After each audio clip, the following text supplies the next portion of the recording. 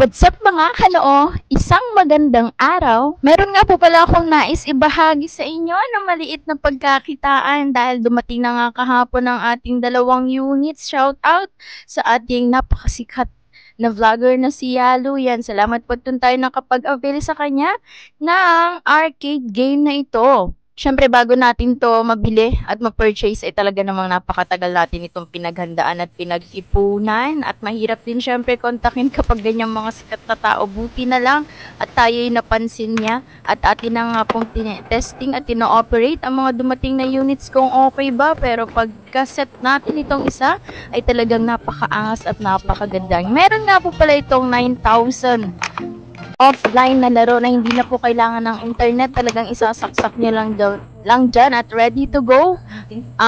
Inas-is ko lang yung setup niya na 20 minutes ay 5 pesos sa mga bata para ma-enjoy nila yung paglalaro dito. Talagang kahit hindi mo nabantayan yan, ay dire-diretso ang pagpasok ng kanilang mga coins at paglalaro, pagpili ng napakadaming laro dito sa ating arcade games na to. Siyempre, naisipin natin patok ito ngayon kasi nga naman bakasyon na at para merong pag-aliwan ng ating mga kids at syempre mga isip bata na din kagaya ni nanay. Ayan o, sarap bumalik sa pagkabata. Testing natin ang ating mga fighting games dyan. Ayan, naalala ko dati usong-uso yung Super Mario, Top Gear. Ngayon napakadami na't samut-saring laro. Ako nga palang mag-isa ang nagbukas at nag-operate nito kasi madali lang naman siya. Kaya ko rin naman buhatin.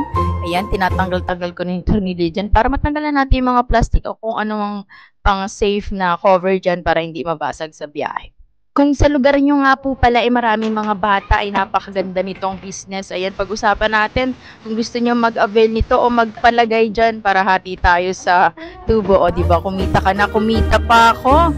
Samahan nyo ako sa ating little journey na to.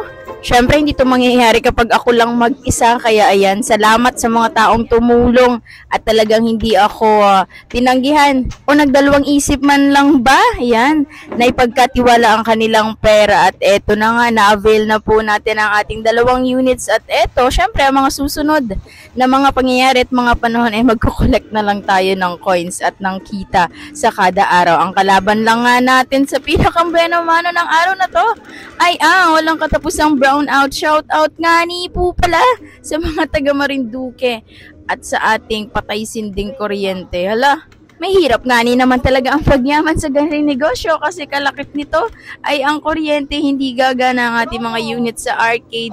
Alam nyo bang umulan man o umaraw at talagang umaga hanggang gabi naglalaro ang mga bata dito. Yan, di ba? Nakakatigil sila sa paglalaro lalo na kung umuulan at mainit at syempre ito ang karamihan naglalaro dito yung mga walang cellphone or nauumay na sa kanilang cellphone, talagang makakapag-discover at makakapaglaro with friends or playmates sa ating arcade na to. Masarap pag-usapan at gawing aliwan ang ganitong mga gawain kasi kumikita ka na, hindi pa nasasayang ang oras mo. Kaya kung gusto mo ng ganitong topic, tara kaibigan, pag-usapan natin yan.